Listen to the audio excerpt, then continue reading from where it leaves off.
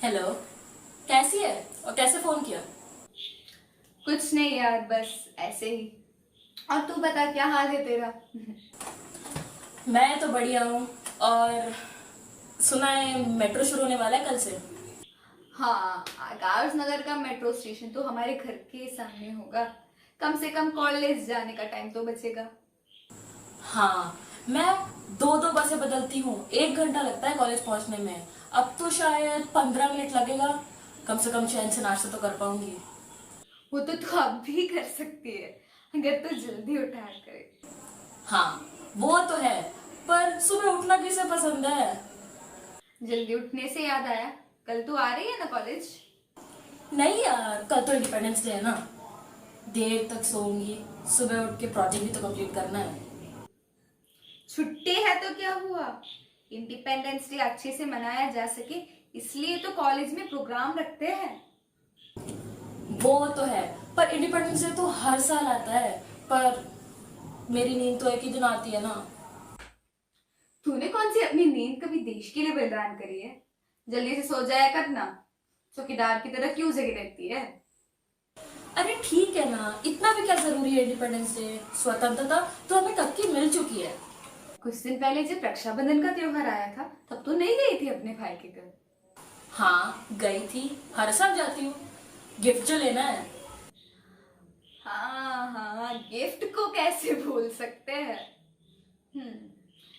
एक बात बता, हम रक्षाबंधन का त्योहार इसलिए मनाते हैं ताकि हम अपने भाइयों के प्रति स्नेह जता सके, ताकि हमारे भाई बहन का रिश्ता मजबूत रहे। इसी तरह हमें हमारे देश की तरफ स्नेह का भाव प्रकट करने के लिए इंडिपेंडेंस डे को सेलिब्रेट करना भी जरूरी है।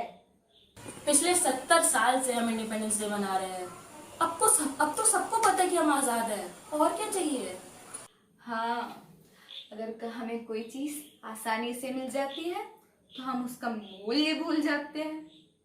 जब हमारा जन्म भी नहीं हुआ था उस समय बहुत सारे फ्रीडम फाइटर्स ने अपना प्राण त्याग दिए, जिनमें हमारे पूर्वज भी शामिल है। इसलिए ताकि हम आने वाले भविष्य में इस देश में आजादी के साथ रहे, किसी की गुलामी में नहीं।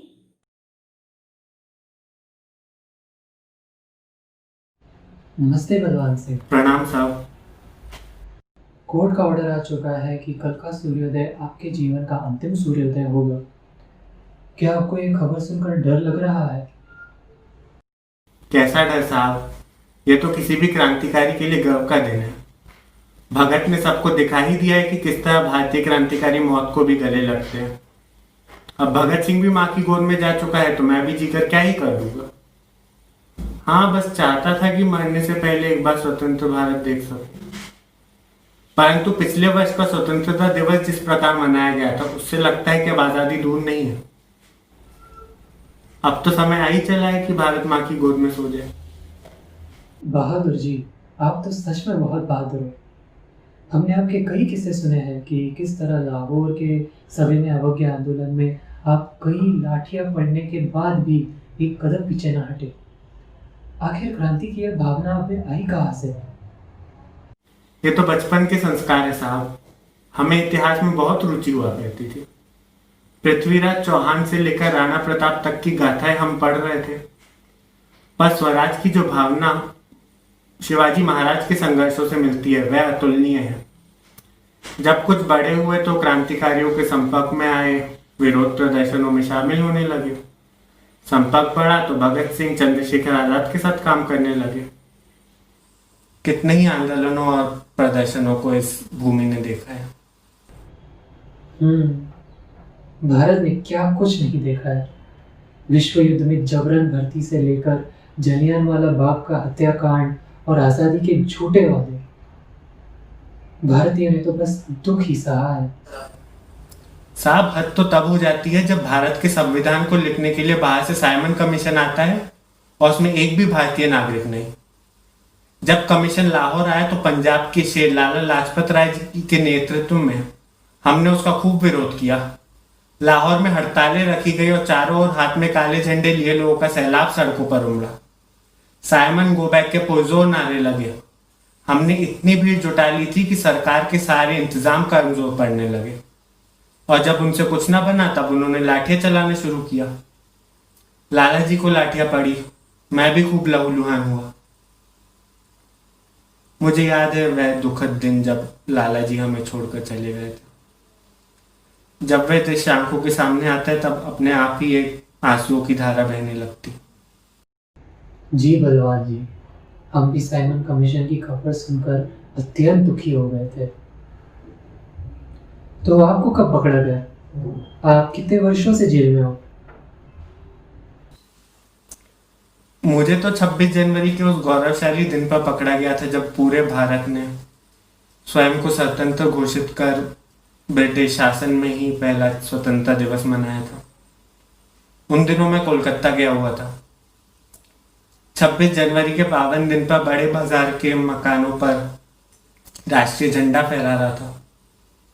हर जगह उत्साह का माहौल था और पुलिस भी अपनी पूरी ताकत के साथ गश्त लगा रही थी। शाम को सुभाष बासु का जुलूस निकलना था। मॉन्यूमेंट के पास हजारों की भीड़ जमा होने लगी। कमिश्नर ने नोटिस निकाला कि यदि कोई भी सभा में भाग लेगा तो दोषी करार दिया जाएगा, पर हम रुकने वाले थे। काउंसिल की तरफ से नोटिस आ गया कि 4:24 पे झंडा फहराया जाएगा और स्वतंत्रता की प्रतिज्ञा पढ़ी जाएगी। हुकूमत को खुला चैलेंज देकर ऐसी सभा पहले नहीं हुई। जब से कानून अवज्ञा का काम शुरू हुआ है तब से आज तक इतनी बड़ी सभा ऐसे मैदान में नहीं हुई। 4:40 पे सुभाष बाबू मैदान पहुंचे। पुलिस ने रोकने की खूब कोशिश की, परंतु जब वे विफल हो गए तो उन्होंने लाठियां बरसानी शुरू कर दी। स्त्रियों ने मॉन्यूमेंट्स की सीढ़ियों पर झंडा फहराया और प्रतिज्ञा पढ़नी शुरू की। कई लाठियां खाने पर भी लोग हटे नहीं। अधिकतर पुरुषों ने लाठियां खाई और उन्हें जेल में बंद कर दिया गया। बस उन्हीं में से एक मैं भी था। क्या आपने कभी सोचा था कि गिरफ्तारी भी हो सकती है? इस गिरफ्तारी ने तो आपकी दुनिया ही बदल दी होगी। साथ जब आंदोलन की राह पकड़ी जाती है तो गिरफ्तारियों से नहीं डरा जाता। शासन के विरुद्ध जाने पर जान तो हथेली पर रखनी है। एक क्रांतिकारी के जीवन में ना कोई आराम होता है, ना सुख और ना घर होता है, परिवार। अगर कुछ है तो बस राष्ट्र के लिए त्याग की भावना। अगर आज बाहर भी होता तो आंदोलन में ही होता। सुना है इस बीच गांधी जी ने सविनय अवज्ञा आंदोलन शुरू किया है। हाँ, अंग्रेजों ने नमक पर भी कर लगा दिया। इसके विरोध में गांधी जी ने आंदोलन किया और दांडी मार्च में तो उन्होंने स्वयं तट पर जाकर नमक बनाया और इस कानून का आवेदन किया। गांधी जी की गिरफ्तारी भी हुई, पर पता चला कि इस गिरफ्तारी की सरकार को बहुत बड़ी कीमत चुकानी पड़ी। आपके क्या विचार है इन घटनाओं पर? चलो जाते जाते कुछ तो अच्छी खबर सुनने को मिली। अब बस उम्मीद है कि भारत जल्द ही स्वराज प्राप्त कर लेगा। स्वतंत्र भारत की उम्मीद की किरणें तो दिखाई दे ही रही है। देश का युवा एक नए भारत के निर्माण के लिए तैयार है और मेरा विश्वास है कि आने वाली पीढ़ियां भारत को उज्जवल भविष्य प्रदान करेगी। अब मैं आराम से भारत माँ की गोद में सो सकता हूँ। वंदे मातरम। तेरी बात में दम तो है। आज भी वो वीर जवान जो देश की सेवा कर रहे हैं, वो हमको हमारे देश में सुरक्षित रखते हैं। वो उन क्रांतिकारियों से कम नहीं है। हमारी सेना उसी जज्बे के साथ हमारे देश को सेवा करती है और हम ये थैंक यू भी नहीं बोल सकते। स्वतंत्रता दिवस को मनाना सिर्फ फ्रीडम फाइटर्स को याद करना या फिर गाड़ियों में तिरंगे का स्टिकर लगाना नहीं है, बल्कि स्वतंत्रता को बनाए रखने वाले इस देश के सेवकों को भी धन्यवाद बोलना है।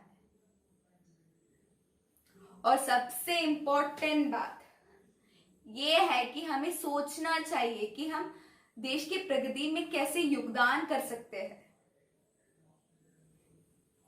नहीं तो सिर्फ जिंदगी भर देश की खामियों के बारे में कंप्लेन करने से क्या फायदा।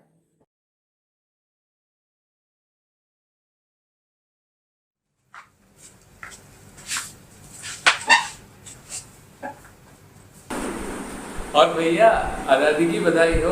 अब तो हमारा भारत स्वतंत्र हो चुका है। अरे भैया, काहे की आजादी? अब क्या फसल हरी होने लगेंगी या फिर नदियों में अधिक पानी भर जाएगा? एक गरीब की भला क्या आजादी। एकदम से तो हरी नहीं हो जाएंगी, ना ही नदियाँ पानी से भर उठेंगी, लेकिन आपकी ये जो निराशा की खाई है ना, ये जरूर विश्वास से भर उठेगी। अब सोचिए, अगर एक व्यक्ति एक जंगल में खो जाए और उसे दिशा का कोई भी ज्ञान ना हो, तब तो वह एक ही जगह में भटक के निराश हो जाएगा। लेकिन अगर उसे एक कंपास दिया जाए तो उसमें ये उम्मीद जगेगी कि अगर वो एक ही दिशा में चलता जाए तो कभी ना कभी जंगल के बाहर निकल जाएगा। इस आज़ादी का मतलब वही विश्वास है, वही उम्मीद है जो हमें इस निराशा की खाई से बाहर निकाले। मगर इससे मेरा क्या भला होगा? मेरे जीवन में तो इससे कोई असर मालूम नहीं होता। सोचो, अगर आपके घर परिवार में कोई बीमार हो जाए तो उससे आपके शरीर को कोई हानि होगी नहीं ना, या फिर उसके ठीक हो जाने पर आपके शरीर को कोई लाभ होगा, वो भी नहीं, लेकिन फिर भी आप उसकी देखभाल करते हैं, उसके ठीक हो जाने की प्रार्थना करते हैं। उसी तरह आपके गांव, जिले, प्रदेश या देश में कुछ भी हो, उससे आपको हानि या लाभ महसूस नहीं होगी जब तक आप उससे जुड़ेंगे नहीं। ये देश की आज़ादी, इस देश से जुड़े हुए हर एक व्यक्ति के लिए आत्मसम्मान की बात है। ये सम्मान हम भले ही दुनिया में ना दिखा पाए, लेकिन अगर उसके बारे में विचार करें तो हमारा मन उल्लास से भर जाएगा। असली स्वतंत्रता तो विचारों में है। हमारे क्रांतिकारी जेल की 4 दीवारों में रहकर भी स्वतंत्रता का स्वप्न देखते थे। अंग्रेजों के खिलाफ जाकर, उनकी बातें ना मानकर, जेल में रहकर वो आज़ादी का स्वाद चख चुके हैं। पर क्या सामाजिक कुरीतियों से आजादी मिलेगी? अवश्य मिलेगी। हम एक ऐसे समाज का निर्माण करने जा रहे हैं जहाँ पर विचारों की आज़ादी होगी, जहाँ पर हर एक व्यक्ति सरकार में बराबर का भागीदार होगा। जब बात आगे रखने की आज़ादी हो तब हम आगे बढ़ेंगे क्यों नहीं, धीरे धीरे ही सही, लेकिन बढ़ेंगे जरूर। तो क्या मैं भी राजा बन जाऊंगा? नहीं, तुम राजा नहीं बन सकते, ना ही मैं या फिर कोई और। अब गरीब अमीर सब मिलकर तय करेंगे कि शासन कौन करेगा।